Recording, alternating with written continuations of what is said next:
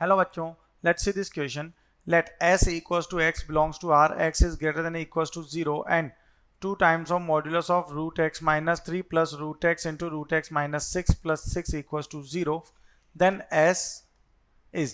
तो यहाँ क्या गिवन है, 2 modulus of root x minus 3 plus root x into root x minus 6 plus 6 equals to 0. यहाँ अगर हम एक अजम्पशन लें that root x will be equals to t, तो क्या जाएगा 2 modulus of t minus 3 plus t into t minus 6 plus 6 equals to 0. अब यहाँ पर एक केस आएगा जब t क्या है, लेस देन 3 होगा. तो यहाँ से सिंप्लीफाई करेंगे तो ये क्या हो जाएगा, 2t minus 6 plus t square minus 6t. Okay, तो यहाँ से क्या बनेगा, 2t minus 6 plus t square minus 6t plus 6 equals to 0.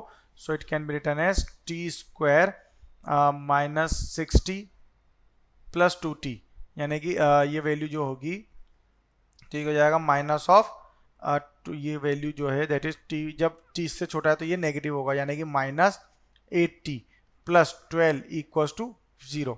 तो ये क्या बन गया, एक क्वाड्रेटिक इक्वेशन बन गया. क्वाड्रेटिक इक्वेशन इसे सिंप्लीफाई करेंगे तो ये क्या हो जाएगा, t minus 2 into t minus 6 equals to 0. तो t की दो वैल्यूज पॉसिबल हैं, that is t equals to 2 and 6. अब यहाँ केस क्या है, that t is less than 3 है, यानी कि a की पॉसिबल वैल्यू होगी इसकी, that is t equals to 2.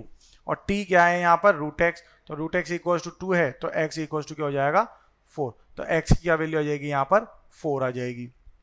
अब सेकेंड केस अगर हम लें जब t क्या है यहाँ पर ग्रेटर देन इक्वल्स टू 3 है, तो ये वैल्यू क्या हो जाएगी. अब इक्वेशन अगर हम सिंप्लीफाई करेंगे तो ये क्या होगा, 2t minus 6 plus t square minus 6t plus 6 equals to 0.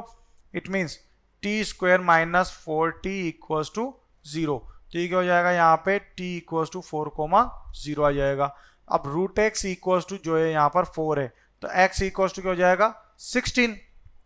तो यहाँ पर इसकी भी क्या वैल्यू आ जाएगी, x इक्वल्स टू 16, और फर्स्ट केस में वैल्यू क्या रही है, x equals to 4. So we can say that the this s contains the exactly two values of x. Okay, so our final answer is contains exactly two elements, that is option B. Best of luck.